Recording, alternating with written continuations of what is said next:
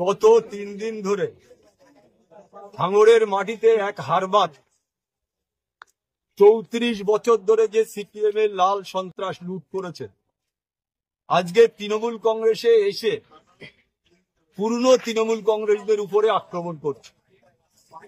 আপনারা জানেন আমি ভাঙড়ের ছেলে। আমি শুধু তৃণমূল কংগ্রেস গঠন হওয়ার পর থেকে রাজনীতি করিনি। মমতা বন্দ্যোপাধ্যায় যখন 84 সালে যাদবপুর লোকসভায় দাঁড়ায় তখন থেকে আমি দিদির সাথে রাজনীতি করি।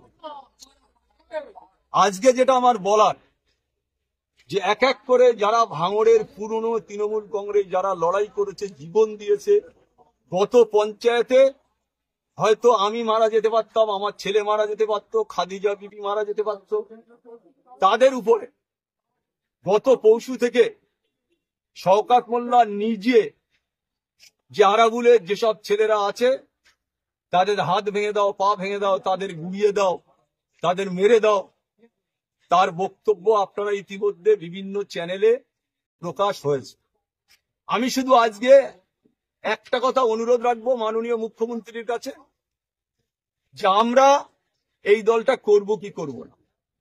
আমরা তৃণমূল কংগ্রেস করতে গিয়ে সিপিএম এর কাছে রক্ত ঝরেছে, আমাদের অন্য দলের কাছে আমরা মার খেয়েছি।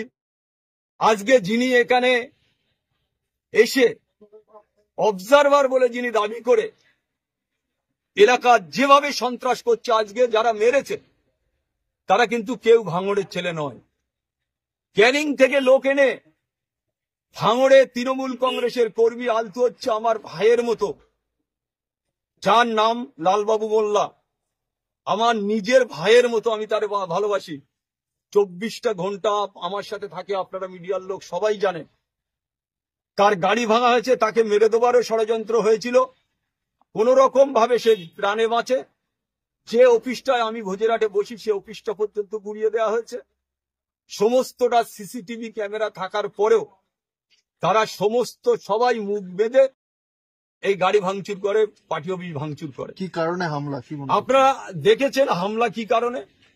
আরাবুল ইসলামের গোষ্ঠী করে ফেসবুকে কোন ছবি ছাড়ে আরাবুল ইসলামের, সেটা হচ্ছে কারণ।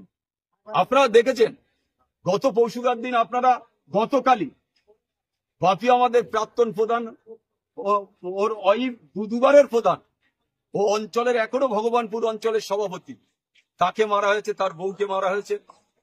যেভাবে এরা নোংরামু করছে, আজকের আপনারা দেখবেন সর্বত্র বোমা ফাটছে। কেন? একটা সন্ত্রাস কায়েম করার জন্য ভাঙড়ে নতুন করে শওকত মোল্লার নেতৃত্বে গোটা ভাঙড়ে যারা পুরনো তৃণমূল কংগ্রেস আছে তাদের উপরে আক্রমণ করা চলছে। আমি শুধু দিদির কাছে হাত জোড় করে অনুরোধ রাখবো, অভিষেক বন্দ্যোপাধ্যায় আমার নেতা, আমার নেত্রী হচ্ছে মমতা বন্দ্যোপাধ্যায়। তানার আদর্শ নীতি নিয়ে আমি 2006 সালে ভাঙড় থেকে বিধায়ক হই। তানার আশীর্বাদ এখনো, আমি তানার কাছে শুধু হাত জোড় করে বলবো যে আমরা কোন পথে যাব, এর বিচার আমরা চাই। এই অন্যায় ভাবে রাত দুপুরে তৃণমূল কংগ্রেসের কর্মীদের উপরে আক্রমণ